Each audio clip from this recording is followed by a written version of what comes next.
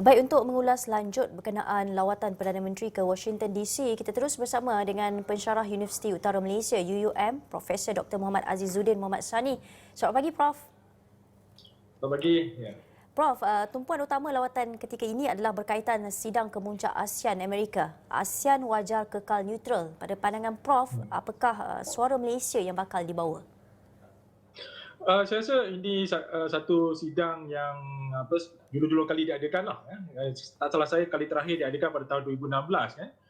Dan kali ini adalah satu bentuk era baru lah, yang mana Joe Biden mungkin akan cuba membawa kepimpinan di ASEAN itu sendiri tentang hala tuju yang ingin dibawa untuk dunia dan rantau Asia Tenggara lah untuk mungkin beberapa tahun yang akan datang. Dan khususnya memberikan perspektif Amerika Syarikat dalam hal-hal berkaitan dengan ekonomi, misalnya perdagangan dan juga isu keselamatan. Dan saya rasa dalam konteks ini ASEAN akan dibawa bersama dengan agenda yang ingin dipersembahkan oleh Amerika Syarikat. Dan saya rasa dalam konteks ini ASEAN memang dulu memang kekal dengan konsep neutrality, yang mana tidak berpihak ke mana-mana pihak.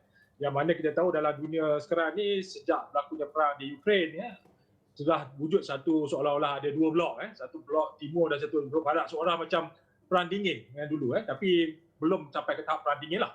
Tapi yang jelas ada permusuhan di pihak barat dengan pihak Rusia. Dan dalam masa sama juga China memainkan peranan besar lah, mempengaruhi ataupun memperluaskan pengaruh di rantau Asia, dan juga ini yang membimbangkan Amerika Syarikat lah.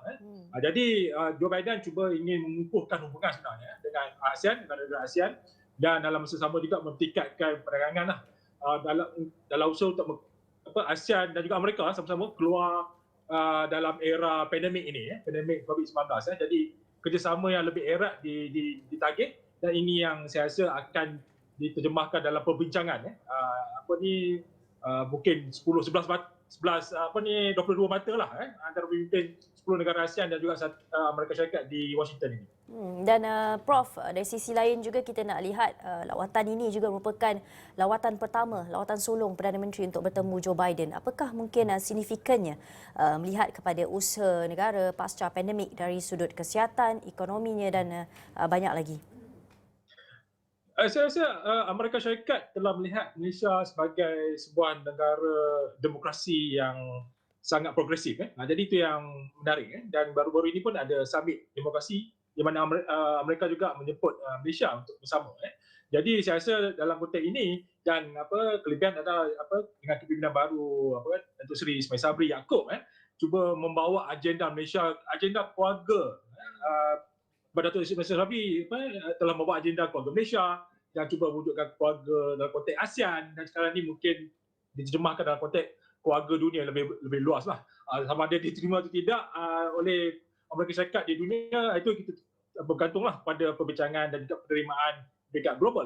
Tapi dalam konteks Malaysia, saya rasa kita menyuarakan pandangan kita khususnya tentang isu perdagangan, yang mana ketika era Donald Trump yang lalu, Presiden Donald Trump amat menitik beratkan isu defisit perdagangan antara Malaysia dan juga Amerika Syarikat, yang mana kelebihan kepada Malaysia sebab Malaysia mengeksport lebih kepada Amerika Syarikat. Dan dalam konteks ASEAN pula sebenarnya nilai dagangan, kalau kita lihat nilai dagangan ASEAN dan juga Amerika Syarikat dia dalam jumlah 350 US dollar juta US dollar. Jadi dan 2/3 adalah ekspor ASEAN ke Amerika Syarikat. Maksudnya ada defisit dagangan di situ di pihak Amerika Syarikat. Dulu Donald Trump agak tegas meminta supaya defisit ini diseimbangkan.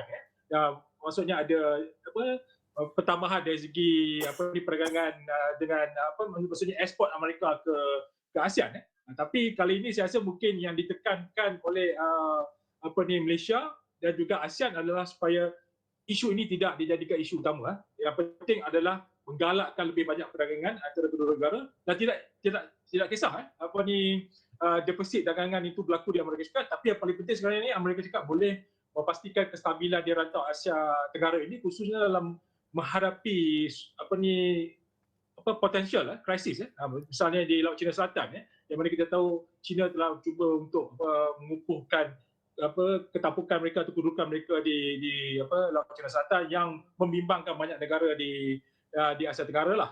Itu yang pertama. Yang kedua isu Myanmar dan juga jadikan perbelahan lah antara negara ASEAN yang mana ASEAN mahukan mungkin campur tangan Amerika Syarikat dan Pertubuhan Malaysia Bersatu untuk menyelesaikan isu berdesak di Myanmar yang menyebabkan berlakunya penghijrahan pelarian Rohingya misalnya dan berbagai kaum lagi di Myanmar yang menjejaskan negara jiran. Jadi maksudnya ada keperluan lah hubungan ini diperkukuhkan dan juga ia akan bagi kesan yang baik terhadap keselamatan juga perdagangan dan ekonomi rantau Asia Tenggara dan juga Amerika Syarikat. Dan Prof, 10 pemimpin ASEAN dijadualkan mengambil bahagian dalam sidang kemuncak ini, kecuali Filipina dan juga Myanmar. Apa yang kita boleh faham mengenai keadaan ini? Saya rasa kalau Filipina jelas sebab mereka baru saja mengadakan pilihan raya presiden mereka yang mana Presiden Ferdinand Marcos Jr baru saja diisytiharkan sebagai pemenang lah. Jadi dalam konteks ini saya rasa mungkin mereka perlu masalah untuk mungkin terlibat sama dalam perbincangan ini. Dan Myanmar kita tahulah Myanmar memang dikritik keras dan pihak junta memang kerajaan junta juga tidak diiktiraf lah oleh Amerika Syarikat. Jadi mereka mungkin tidak datang. Tapi saya rasa konteks dialog ataupun perbincangan dengan negara-negara ASEAN lain itu masih harus diteruskan. Walaupun tidak dalam bentuk summit tapi mungkin dalam rundingan berterusan secara secara civility lah, maksudnya secara berterusan untuk mencari jalan penyelesaian kepada isu-isu yang mendesak di Asia Tenggara lah. Jadi realiti itu kita faham, cuma kita nak kita nakkan Amerika terlibat sama untuk menyelesaikan isu-isu yang saya sebutkan tadi lah yang mendesak di rantau Asia Tenggara ini. Tapi dalam masa sama juga kita juga tidak mahulah sebab kita mahu menggekalkan konsep neutrality ni, kita tidak mahulah kita dilihat sebagai pula alliance kepada Amerika Syarikat dalam urusan perbalahan di peringkat global khususnya dengan China dan juga dengan Rusia.